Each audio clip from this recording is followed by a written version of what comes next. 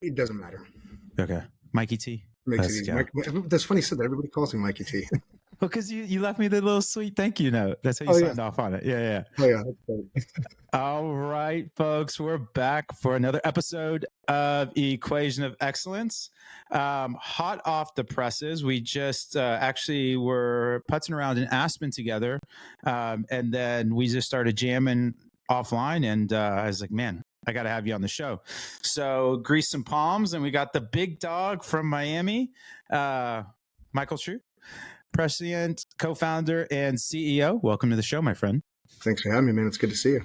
Likewise. You've been on a little road show as well, right? Because we both had we were kind of sharing war stories in Aspen. You were a little less beat up than I was. I don't know what your regiment was, but I need to get on that. But you've been hitting a bunch of events lately, right? It was a 23-day stretch. Yeah, we found some just like cool partners that were similar ICP and just like good people to be around, and figured curate some good people to come together and do some cool stuff. And that's where I fortunate enough to met you, and thank you for the hospitality when I made my pit stop in Austin. Of course, anytime. Place is fire. Your shoe collection is wildly on point, as you can see in the background.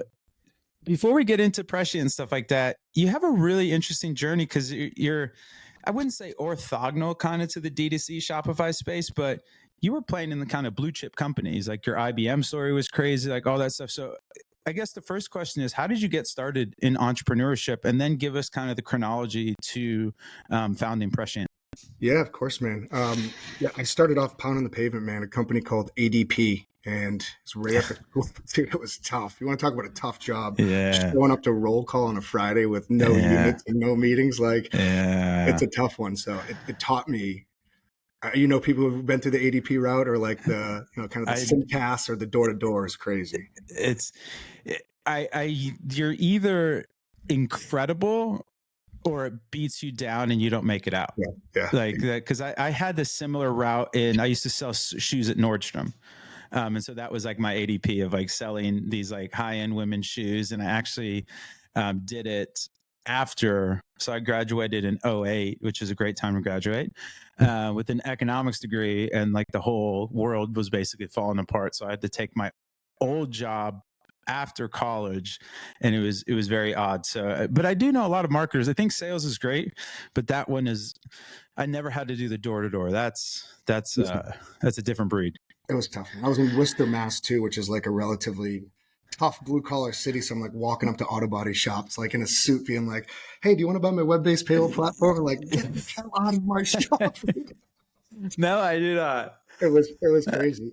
But I figured out how to crack the code and like partner with bankers and CPAs to start getting a lot of referrals, because I just flat out didn't want to knock on doors anymore. Yep. I had a sister that was at IBM and in the tech space, and I got introduced over to Oracle, and that was like my first exposure of like the database world, and that was 2011. And I'm selling into the public sector down in DC, and so I'm trying to like get government contracts with RFI and RFPs, and those things are wildly painful. But that was like my first exposure to that, and I figured out, kind of cracked the code on smiling and dialing there, setting appointments. And my goal was like, I always wanted to cover one account in like the software space. I thought their job was more consultative versus like sitting there and smiling down was more value based. Yep. And I ended up getting over to IBM. I moved out from Boston to the Bay, and I had like 8 accounts, and I got heavy into like the software analytics. And these are like Intel, Franklin Templeton, so exposure to like large scale software transactions. Some of the biggest, yeah. Yeah. And it was, I'm, mid-20s at the the I'm sitting there with some like OGs in tech. So I'm just kind of taking notes and watching them being a sponge. And then my exposure to the AI was interesting. Do you remember, I don't know if you remember this, but Watson had this thing that beat their Watson model. Yep. Came out and beat Ken Jenner on Jeopardy. Yep. You saw that? That's crazy. Yeah. Like, I'm old. I remember. It was good. The glory days. The glory days. There was an opportunity to interview for the AI role on the Anthem Blue Cross Blue Shield account. And I interviewed, man, and I got it. And we did a 5-year, $500 million contract. And I was responsible for I went to it was like, not nothing.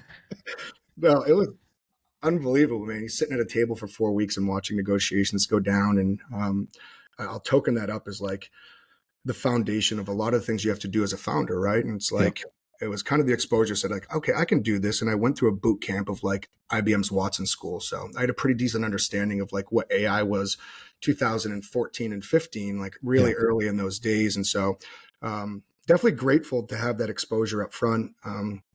But dude, I took 134 flights in my last year and in my late 20s, and all my friends in SF are working at startups, and I'm sitting there on a plane, and your friends aren't calling you anymore because they don't think you're ever in town. I was like, okay, Yeah. I'm going to go join a startup. And I joined this company called App Annie. And at the time, they were measuring like mobile analytics. Yeah. Yeah. It was cool. They signed like Google, Uber, Nike, Microsoft, and McDonald's, and were like, take these contracts and turn them into an IBM contract. And I had a ton of fun, and that was really my initial exposure to the startup space. How interesting. And no, App Annie's great, man. I used to work at an agency, and we used them, and then I forgot Apps Flyer as well. Kind of same but different. In that, for people that aren't following along, it's basically just like if you think of almost like an Amplitude or a Google Analytics, but for mobile apps, so like Google apps, iOS apps, things of that nature. Okay, so you get here, you're doing well. App Annie's crushing it. And then what's the next step? Because you had the cool little concert story that I want to get into, because I thought that was so interesting how that really dovetailed into, it was the right, like, not to steal your thunder, but I think there's two things that really are the biggest inputs into a business's success, and they are luck and timing. It very rarely has to do with the product, the market. It's just luck and timing. Like, is it the right time? And you need a little bit of luck. But yeah, tell us the concert story and how you got to kind of worked into Prescient, because it wasn't Prescient to start with. No, it's called Vybin, VYBN. And after App Annie, I went to New Zealand and Australia for like 3 months in a van, and I was at a concert in Byron Bay, Australia, and I was watching the Lumineers play, and I was like, I want to go. Oh, great concert! Just That's fantastic. Yeah, it was great band. So it was a whole bunch of it was just a good, like, very just like thoughtful time for myself of like, where do you want to go do next? And I said, I know data science well enough. I know how to do software transactions. Why not try to put the two of them together and do it in the music industry? So I came back and moved to New York, and I said, I'll build a model that can predict tours for record labels, where artists should go tour in each city, the venues, and kind of turn a commerce platform into it. And lo and behold, timing, COVID hits and touring goes away. So for a record label, where does the focus shift to? Well, people are going to be in their house. It's going to go to streaming. Yep.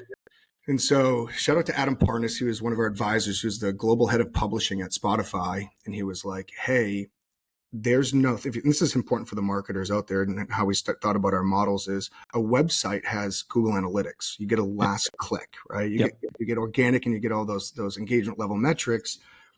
With Spotify, there's no Google Analytics. With Apple, there's no Google Analytics. There's no last click. And so when there was a big problem for label executives to say, well, where should we double down on for our marketing spend when we want to promote a song that's going to get the highest level of streams?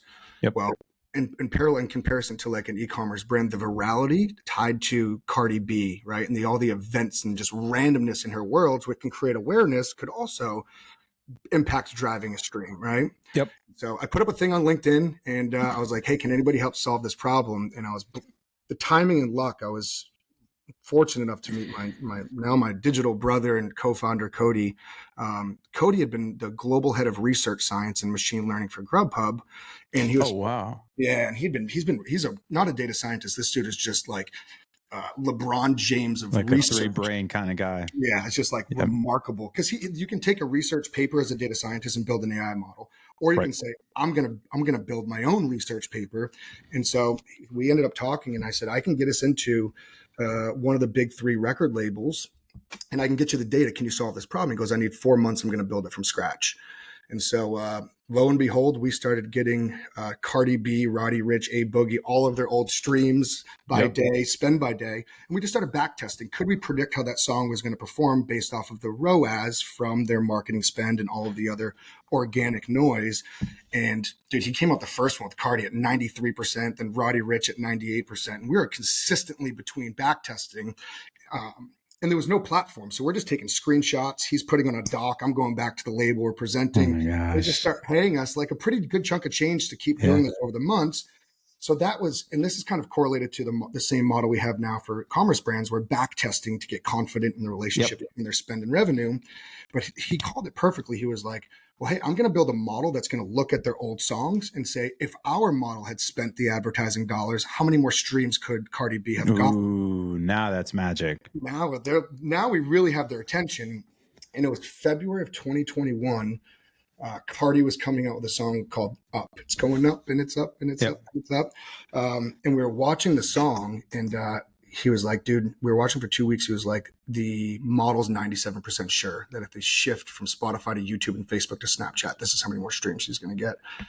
So we went to the label execs and we're like, listen, I know it's just two guys in a garage here, and this is a number one billboard you're targeting from, but like, if there's a bet you're going to make on us, it's now. And they changed the spend. They took it, and we ended up predicting it 96.3% accurate.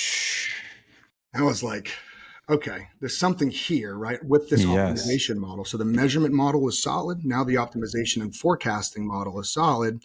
And then timing again, bro. This was in March when we finalized the test. What happens on April 26th of 2021, I'm sure it's a day that all marketers that are listening to this podcast will never forget, is when they announced iOS 14.5. Yeah. And you remember that day? Of course. I mean, that was the inflection for Triple Whale. Like Triple Whale was a dashboarding company, and then it's much easier to get people to buy something when they have pain. It's very, very, and that experience of like when that happened, was there like an aha moment? It's like, okay, this is happening now. We can. Was it immediate for you guys? Whole company pivoted. Literally, AJ flew to Jerusalem, and actually, I don't know how public this is, so we'll spill some beans. We essentially like pre-sold the Pixel for like 2 months, and AJ literally built this thing with like the craziest, smartest Israeli engineers in Jerusalem, and built basically a Pixel from scratch in 2 months. Like, it was on the roadmap, but once that kind of came down the pike, it was a complete pivot for the company. Instead of like dashboarding and stuff like that, no, we're going to solve this attribution problem, because it was a real problem. It was a real problem. Now I would argue not as much as a problem, but like back then, especially if you were spending real money, 20, 30, 40K a day, like you couldn't drive. There was a legitimate period of time where you could not drive with in-platform metrics.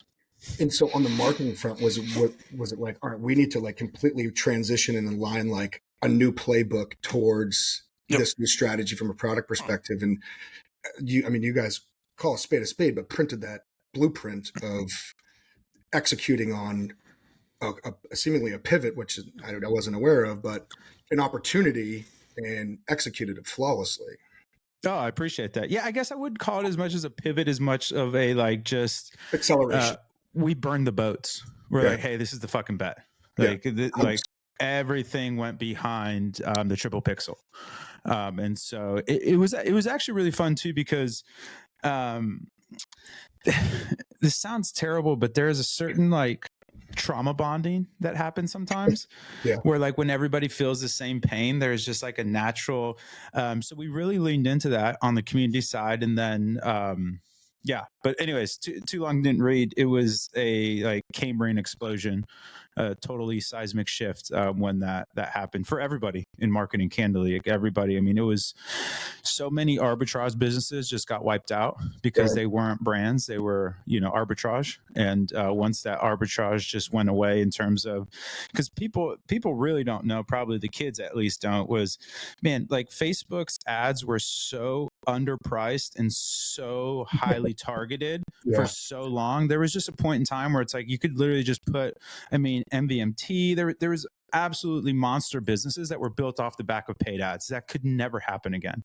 Not in this current ecosystem. Like there's not enough arbitrage now to be had. Whereas before, man, I mean, I need drop shippers printing money from Facebook ads.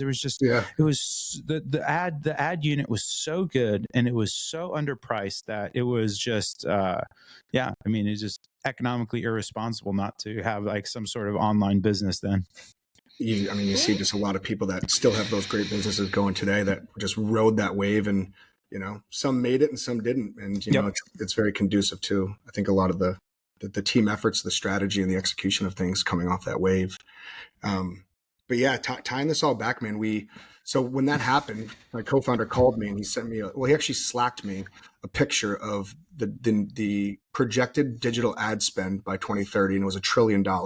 Yep. He was like, this model can work across every penny, pick which industry you want to go. And so we talked to like Pfizer, we talked to a whole bunch of like different verticals, and it was a no-brainer for e-commerce because it was COVID and it was exploding at the time. Yeah.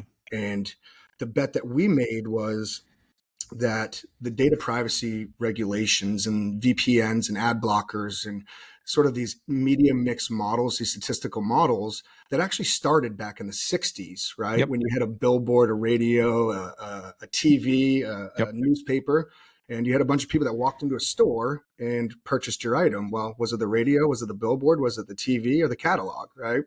And so those models had gone away when the internet came out and you could track people across the internet. And so we said, let's make a bet that we can go raise some capital and build integrations so we could allow an e-commerce brand to connect their Shopify, GA, all of the ad platforms, and most recently, which we're excited about, is Amazon, into our platform. It's a monster. Yeah, this has been an exciting few weeks for us since launching it, but more on that later.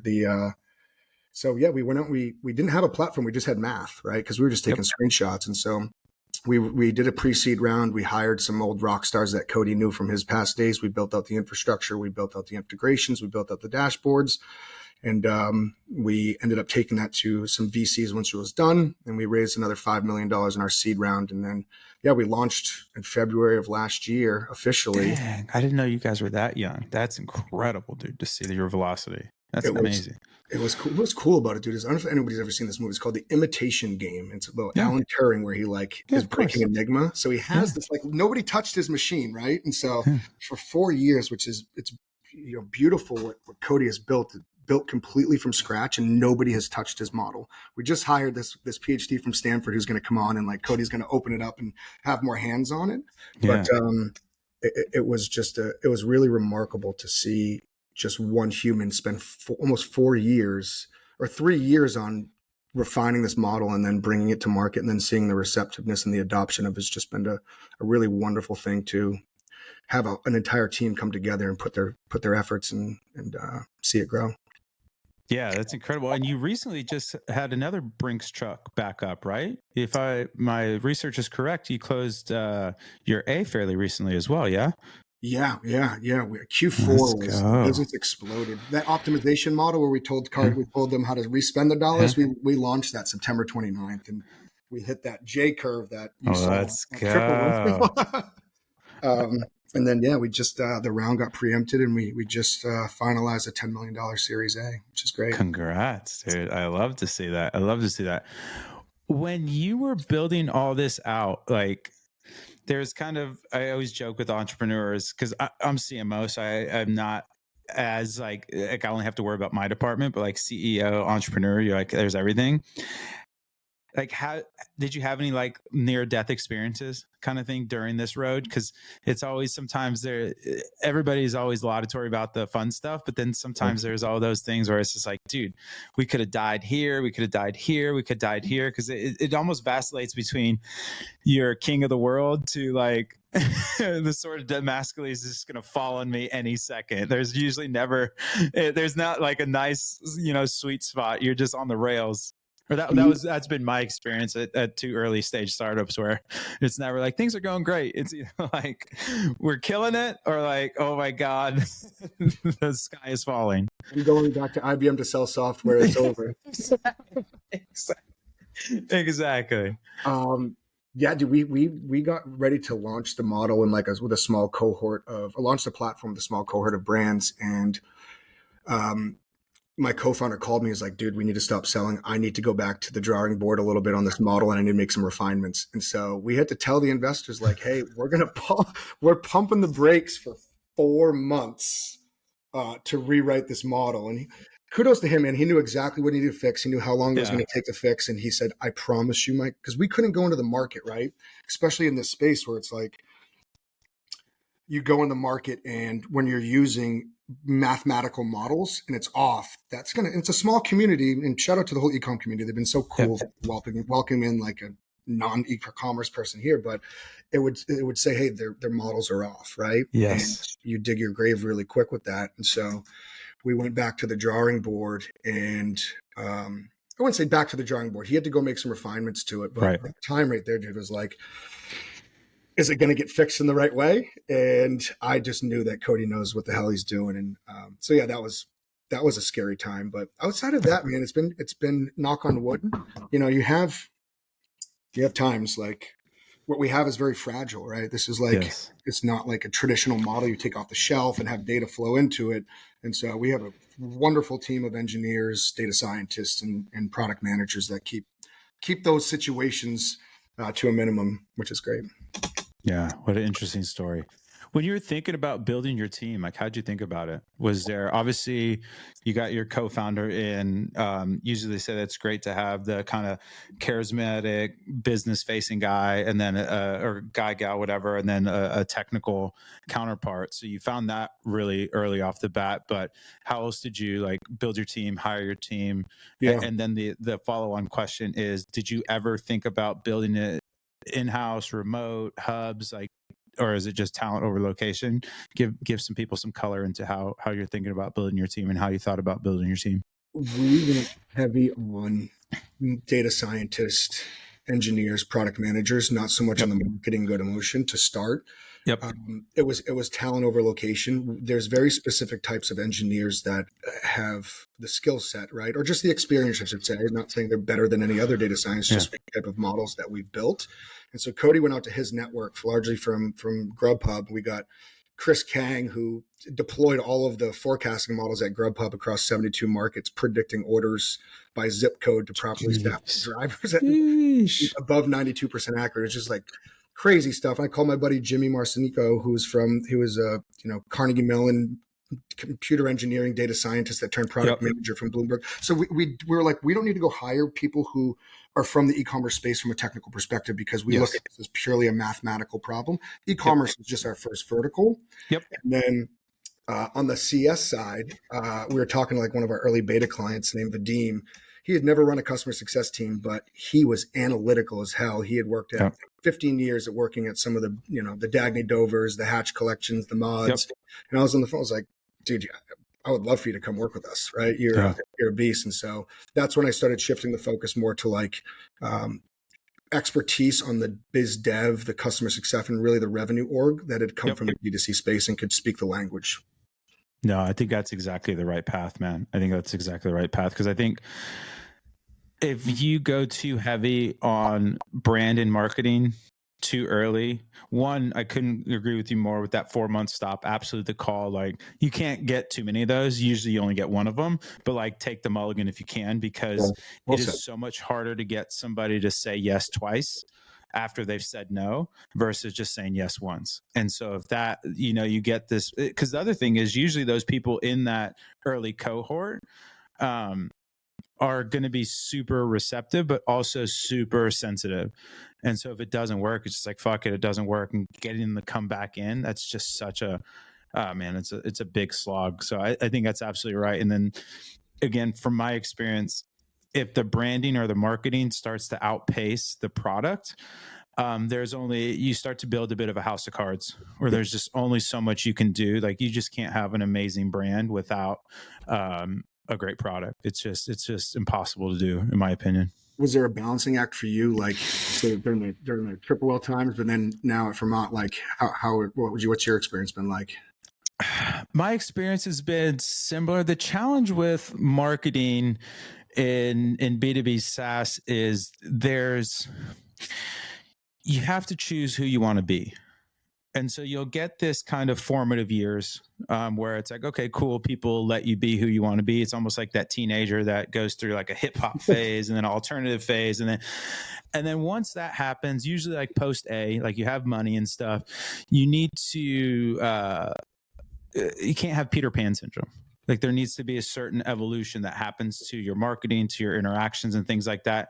So at Triple Whale, it was more so, and we're feeling the same thing here at Fermat, but it's not as acute as it was at Triple Whale because like we got to basically 10 million ARR without any sales. It was also, it was all self-serve, just hockey stick, crazy.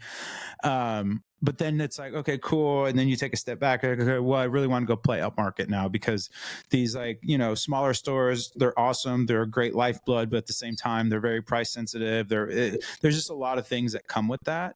So trying to move up market, and that's just a different motion than, you know, self-service, especially lower price points. And then you want to increase your price points and stuff.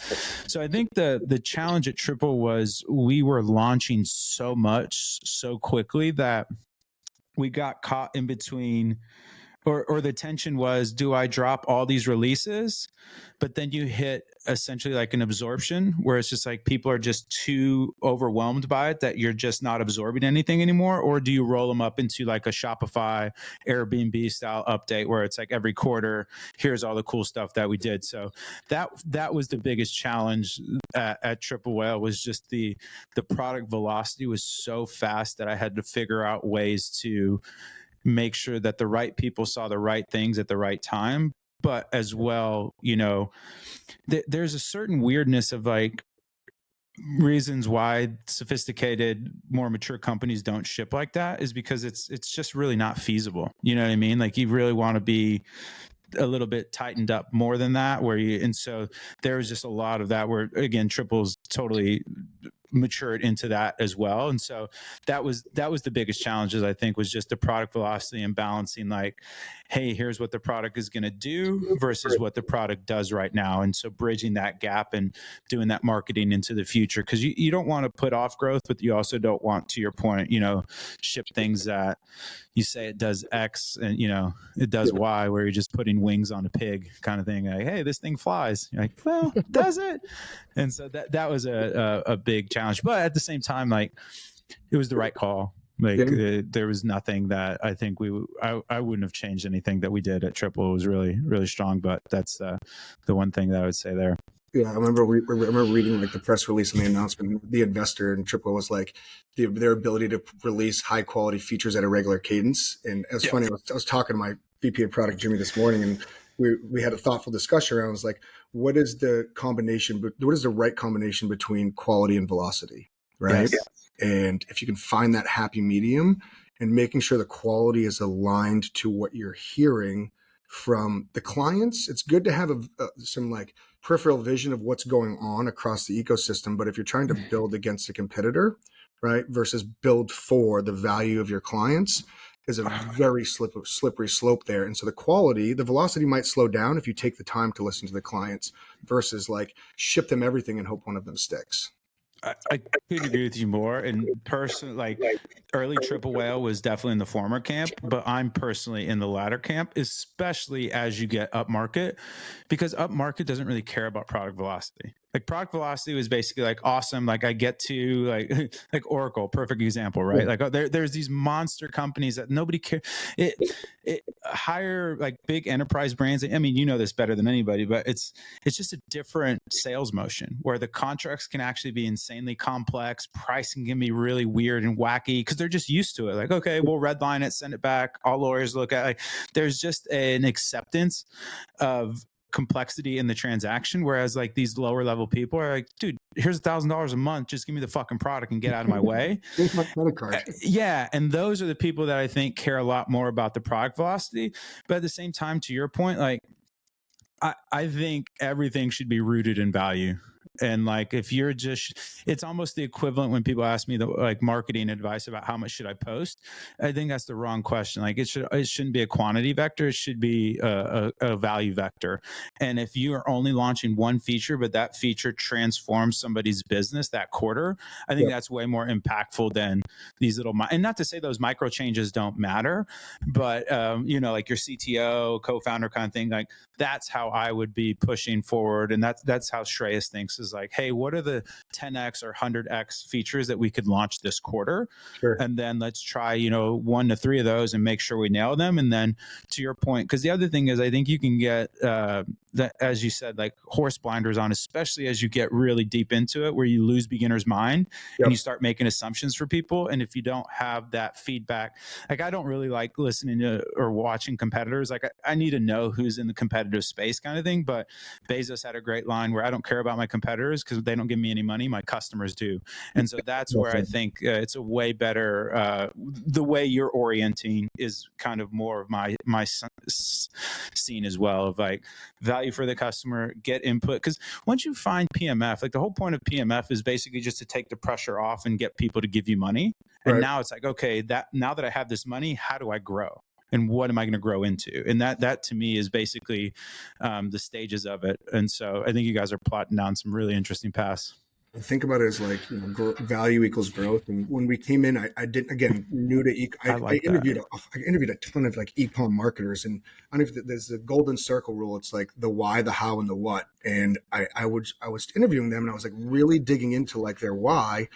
And with iOS 14.5 and all the uncertainty, they're like, dude, I got student loans. I want to get married. I want to buy a car. And I'm showing up to work every day and I'm making a bet on where I should spend these dollars. And I just want to come in. I want to feel a little bit more confident in making that bet. And so our why is just giving marketers confidence that the decisions they're going to make is going to drive growth, right? That's the why. The how is purpose-built machine learning models that give them the insights to do that. And the what just happens to be a SaaS platform that they can log in and connect all of their data sources in 15 minutes and have state-of-the-art machine learning models ready in 36 hours.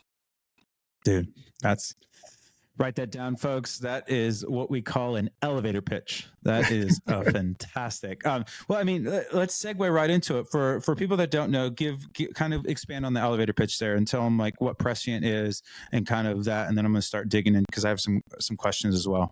Yeah. So Prescient AI is, I'm sure I don't know if some people might be familiar with the terminology, might be new to some. I'm sure people are starting to talk about it, but it's a media mix model, right? It's a form of measurement. And I do want to preface and say this is like our form of measurement or at pixel or incrementality or the platform. Like my opinion is there's no source of truth. The source of truth is the marketer. They just have a variety of different data points that are measured in different ways, allowing them to triangulate those decisions before they're making bets on how they change the spend. Ours is a statistical model. And what we look at is we're looking at Shopify and Amazon revenue. We're looking at the Google Analytics revenue. And we're looking at all of your ad spend, right? So we're looking at all of your revenue at once. We're not trying to say this user clicked this ad and this ad and this ad and this ad and then converted. We're looking at all of your spend and saying, hey, X% of your revenue is coming from this campaign in this channel. X is coming from this. And the models get very confident by back testing against your historicals, right? So just like we try to predict Cardi B's old songs, we're trying to predict your past, predict the past revenue of the brand store. And the models will update every day so they get smarter and smarter in those statistical relationships.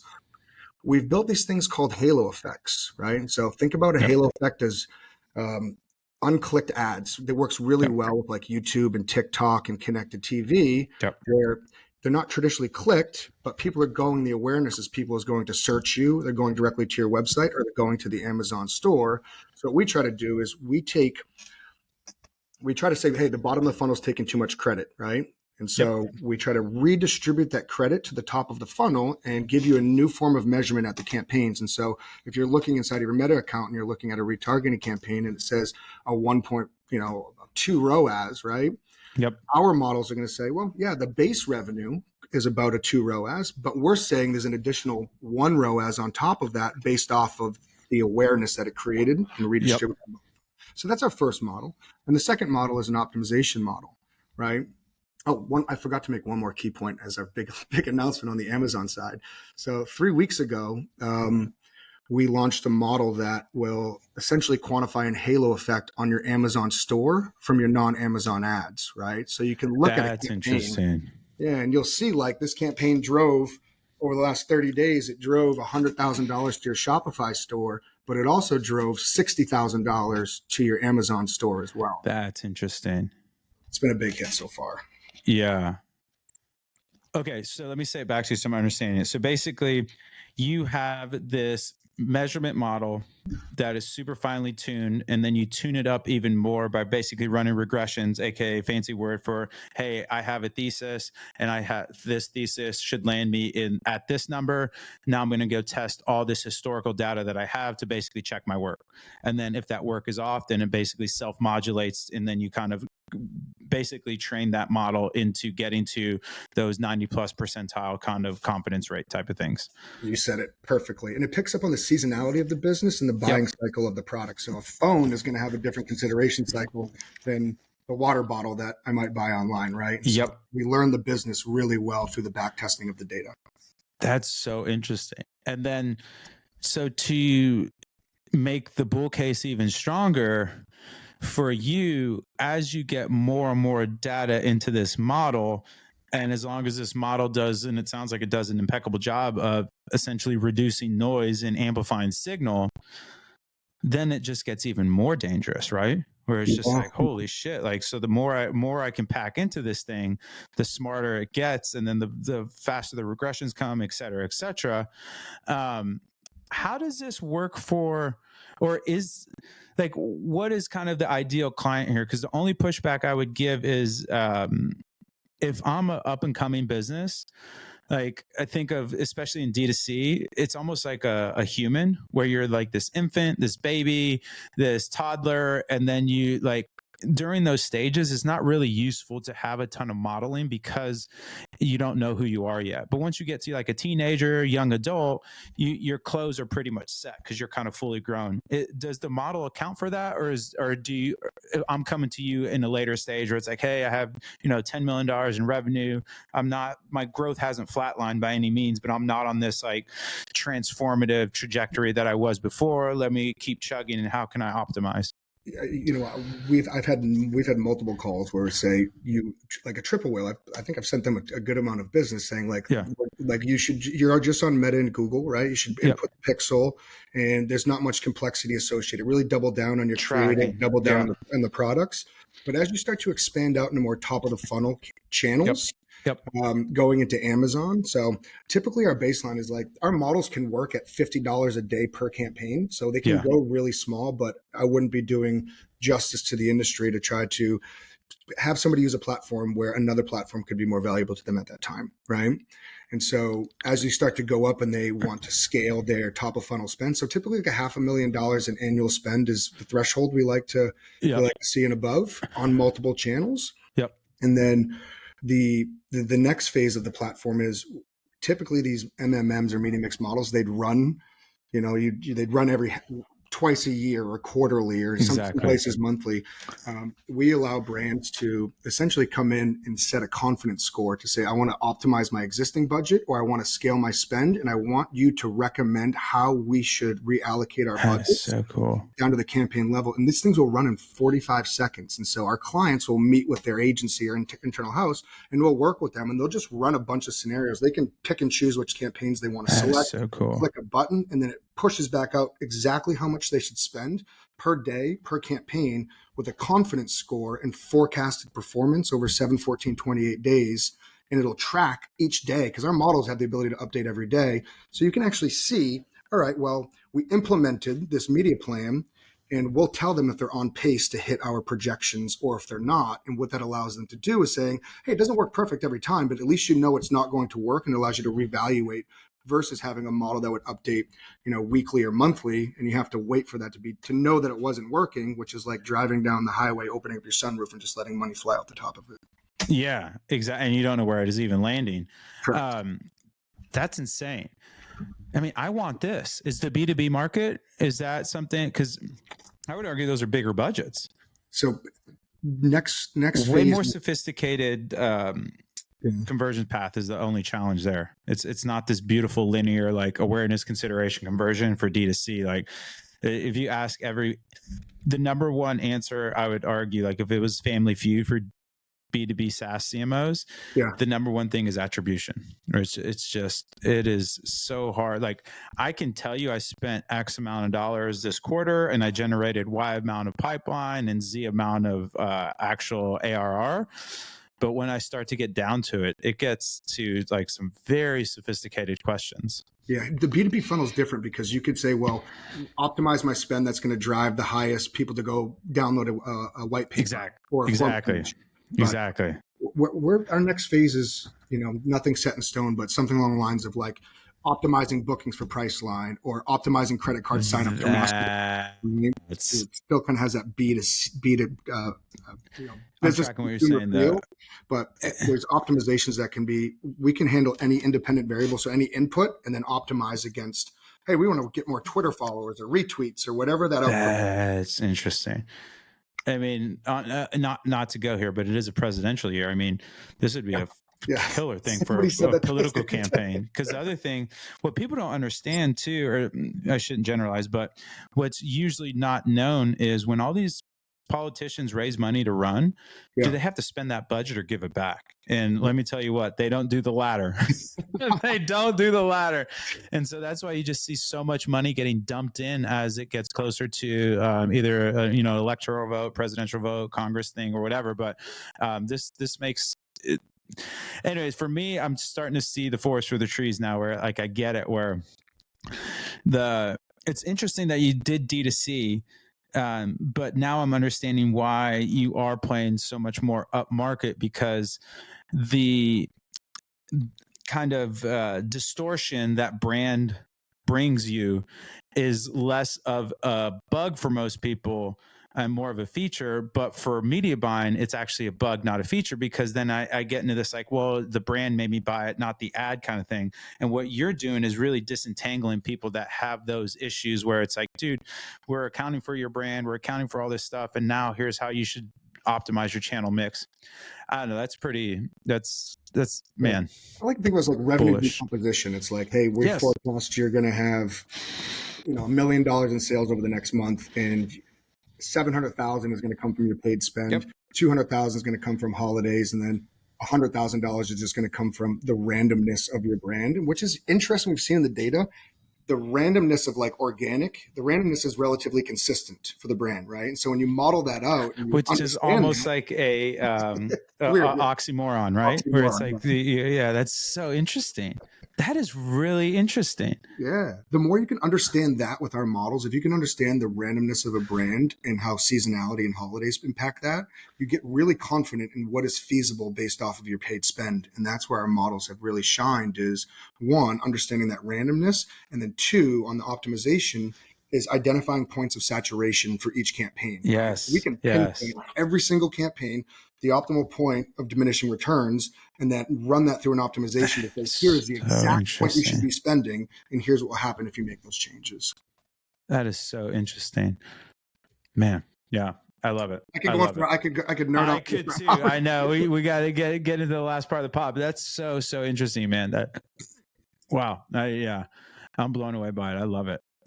No notes. I mean, the other thing is, like, the last thing I'll just wrap up on is kind of what we were talking in Aspen, where I couldn't figure out like AI. Like, I was never bearish on it, but I couldn't figure out my thesis. And basically you guys totally align with that thesis of, okay, cool. I think of it like resource extraction. You get the land now. So now you guys have the land, that's the data. And then the second thing is extracting that value or that oil or that data. What rig do you use? Are you fracking? Is it deep sea? Is it just a regular oil rig, whatever? And those are your models. And then the third is the refinement process. So now you have this crude oil, make it into petrol, make it into gasoline, and then that's the business impact. And you guys pretty much nail everything, where it's like, okay, I give you my data, amazing. That's usually the easy part. Well, not easy, but once you get it down, getting people's data connected, scheme it up, it's a lot of upfront work. But once you figure it out, that's pretty much done. The model, I think, is really special. That's figuring out what drills to use, I think, is really interesting. And that's where I think a lot of these AI kind of wrappers fall over. It's because, like, if I don't know what model to overlay over my data, like what's the point? It's kind of like the OG, like people don't remember, but back in the day, Saudi Arabia found all this oil and they had to pay a bunch of Western companies to build all these rigs to actually get the money out of the ground, even though they had the data. Right.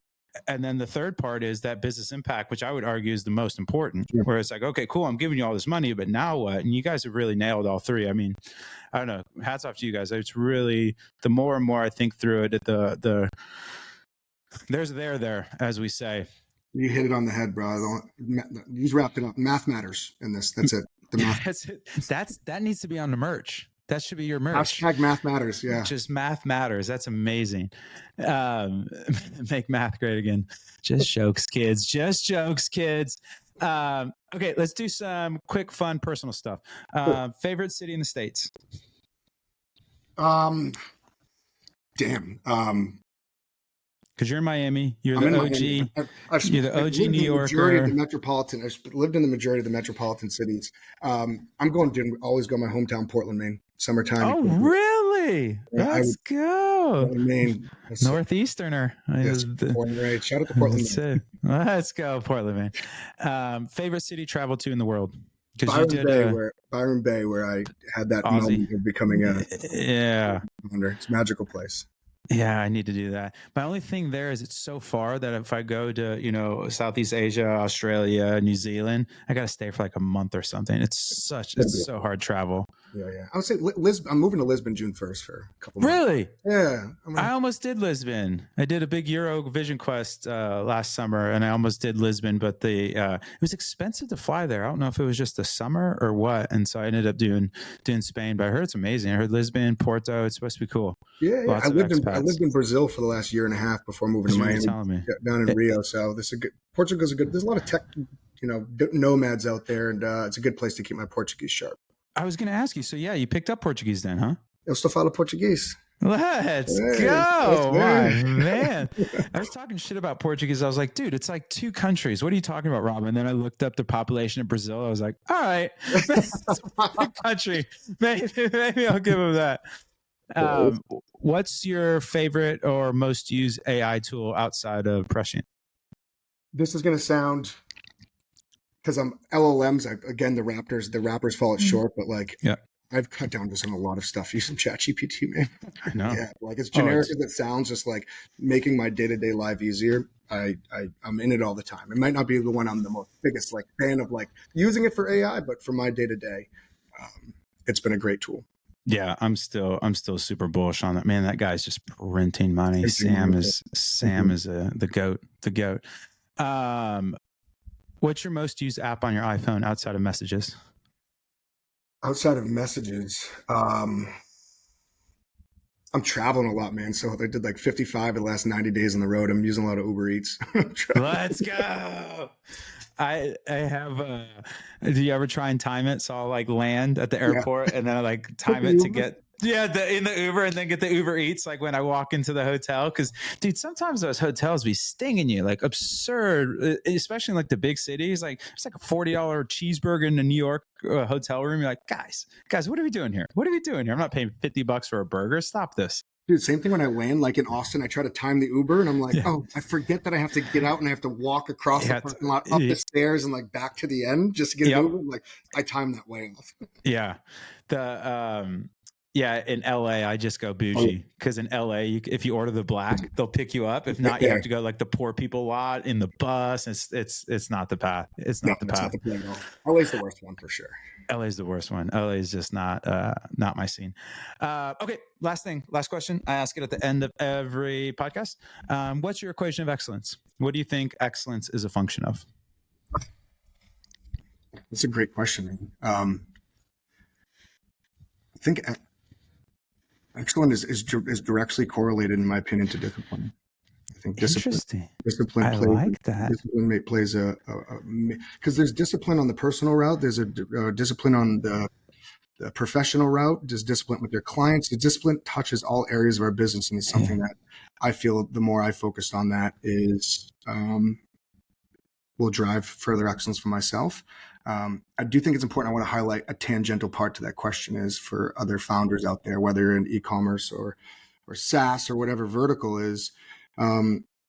when I think about excellence inside of a company, it's largely tied to culture as well. And we have a very firm policy at our company is happy people build great products, right? And so take care of your employees, let them have a life, they have families, and you'll start to see excellence come out of everybody driven by culture. And again, happy people build great products. It's very important to us. Yeah, man, fantastic answer. And I couldn't echo that anymore. And weirdly, like almost paradoxically, like the more discipline that you have, the more freedom you have, which kind of doesn't make sense. But like when you think about it, it makes sense, where it's just like you just get your shit done because you're disciplined around X. And then there's no, there's a great quote: when you have priorities, decisions are easy. And so like it's way easier for most people to say no 100% of the time than 99% of the time, because then you get into, when do I cheat? Is it okay to cheat on this time? Have I already cheated? Versus like this binary, I don't do it or I do it. But I love that. And I couldn't echo your sentiments more on culture. Like I was pretty much like an IC or individual contributor my whole life. And then as I started getting into like manager or leadership roles, right, shit matters. I was never, because I was a killer, dude. I was like, dude, I don't care. I'm just going to kill. All that matters is performance. And it's not true. That was definitely young, dumb, and not the path where people are building your stuff, man, and people matter more than ideas. People are everything. And if, to your point, people aren't happy, people aren't satisfied, and that's not to say like you need to please everybody, but have the pulse of the culture of, say, you know, if there's a divergence in their incentives and the company's goals, like, you know, you just talk to them and say, hey, it's fine. And I think those are the best managers and leaders, where they always want what's best for their employees. And even if that means not being at that company anymore, or it's just like, dude, you outgrew us, or your goals and our goals are no longer aligned, that's totally fine. You know, here's a month or two of severance, keep the laptop, and we'll see you on the other side. That's way better than dragging people out into this. Just then you start getting shitty work. When people care, you don't need standards, because they're just going to do their best work. But when people don't care, that's when you have to crack whips and be like, what's going on? And who wants to live like that? Like, there's nothing wrong with that per se, but that's not the company I want to be a part of. And quite frankly, if you're trying to harvest talented people can work anywhere, and they're just going to get to a point of like that. That's what I've seen. Honestly, the biggest risk of bad culture isn't necessarily negative output. Like, these killers will still kill, but then you just get talent flight, and then you get this reputation of being this company that, like, dude, if you're a killer, you don't want to go there. And that is a death knell. Hey man, I have to flip it back on you. What's your equation of excellence? Discipline's a pretty good one. For me, I think it's a mix of curiosity. So like strong opinions weakly held, where you have views and thoughts, but you can constantly, if you show me better data, I will absolutely change my mind. Like, what do you do, kind of thing. So I think strong opinions weakly held, and then also just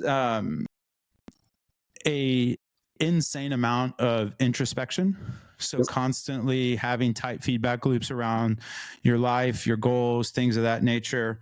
So I'd say feedback loops, strong opinions weakly held.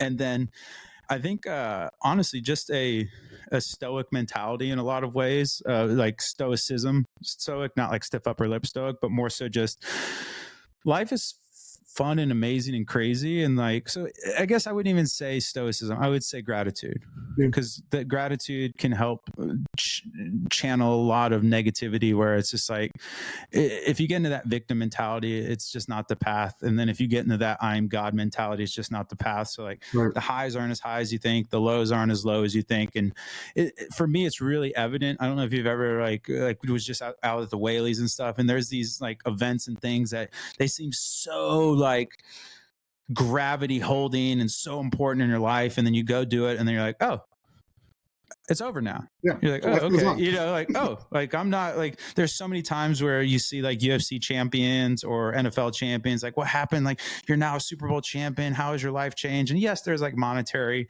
considerations and things, but I don't know. I think at the end of the day, this life's about building deep connections with humans you care about. And, you know, however you get to that path is however you get to that path. But yeah, so I would say stoicism or gratitude, strong opinions weakly held, and being able to have beginner's mind would probably be my little three-way function. If I had a pen and paper here, man, I'm going to rewatch this so I can take Gotta get pump up the views, baby. Gotta pump up the views. I like that, dude. I love it. All right, Mikey T, you're the man. Okay, how can people get more involved in Prescient? You're also making your ways onto the Twitters. I see you as well as LinkedIn. This time is yours, my friend. Yeah, I got a lot of heat that I need to step up my social game. So yeah, you can find me at _MichaelTrue_ on Twitter. I'm lacking a little bit there, but after this, I'm gonna be forced to show up now after I just put that up. Let's go. I just hit my 200 followers, something like that. So show up with people who still follow.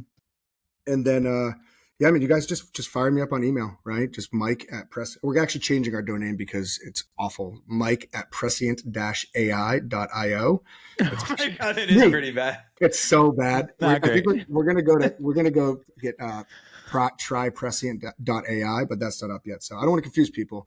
Website is Prescient, PRESCIENT-AI.io. And for those wondering what Prescient means, it means having knowledge or foresight of an event before it occurs. So predicting things. Prescience. Love it. Dude, you're such a gem. Appreciate you. I will see you. Oh yeah. And then we're doing, actually, I don't know if you can get invited or ask us about invites. There's a really cool party that Mike is throwing in Miami right before the Grand Prix. There's to be some poker, some golf, big after party at a fancy Miami mansion. It's proper Miami. Yeah. Mike sounds humble, but he can get a little sendy. So come through if you guys are a big brand and you want to learn some more stuff. We'll drop some more deets in the show notes there. But dude, thank you so much, Mike. You're the man. Appreciate you. And yeah, brother. That's it, folks. Thanks, another one in the books. We'll see you guys on the flip. Bye-bye.